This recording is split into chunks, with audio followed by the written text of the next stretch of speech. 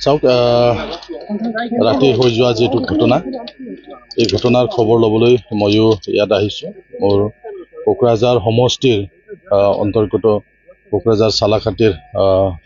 মাজত এই ঘটনাটো সংঘটিত হৈছে তো ময়ো আমাৰ দলীয় কৰ্মীসকলক লৈ পেলাই চাবলৈ আহিছো ইতিমধ্যে উচ্চ পদস্থ পুলিচ প্ৰশাসনৰ বিষয়াসকল আহি পৰিদৰ্শন কৰি গ'ল ৰেল বিভাগৰো উচ্চ পদস্থ বিষয়াসকল আহি ইয়াত পৰিদৰ্শন কৰি গ'ল গতিকে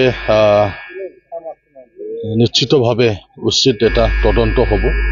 আৰু এই তদন্ত হ'লে গোটেই ঘটনাবিলাক নিশ্চয় ওলাই পৰিব বুলি মই ভাবোঁ আমি আমাৰ যি বিটিআৰ যি অঞ্চল এই অঞ্চল এটা শান্তি এটা অঞ্চল হিচাপে কৰিবৰ কাৰণে যেহেতু সকলোৱে চেষ্টা কৰি আছিল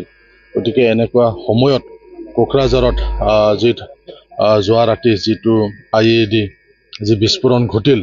বৰ্তমানলৈকে IED বুলি কৈ থকা হৈ আছে সংবাদ মাধ্যমত কিন্তু ইয়াৰ যিটো ইনভেষ্টিগেশ্যন এই ইনভেষ্টিগেশ্যনত নিশ্চয় ওলাই পৰিব যেই নকৰক ইয়াক মই তীব্ৰ ভাষাৰে গৰিহণা দিছোঁ আমাৰ এই শান্তি বাতাবৰণ ইয়াত আমি গঢ়ি তুলিব লাগিব আমাৰ শান্তিৰ যি বিটিআৰ অঞ্চল ইয়াত যাতে কোনো মানে উগ্ৰপন্থী হওক বা কোনো দুষ্ট চক্ৰই হওক আন যিয়েই নহওক তেওঁলোকে যাতে এনেকুৱা কুটঘাতমূলক যাতে কাৰ্য সংগঠিত কৰিব নোৱাৰে তাৰ কাৰণে আমি সকলোৱে সজাগ হ'ব লাগিব মই পুলিচ প্ৰশাসন আৰু জিলা প্ৰশাসনক ৰাজ্য চৰকাৰক অনুৰোধ কৰিব বিচাৰিছোঁ আপোনালোকৰ মিডিয়াৰ যোগেদি অতি সোনকালে যাতে ইয়াৰ উচ্চ পৰ্যায়ৰ এটা যাতে তদন্ত হয়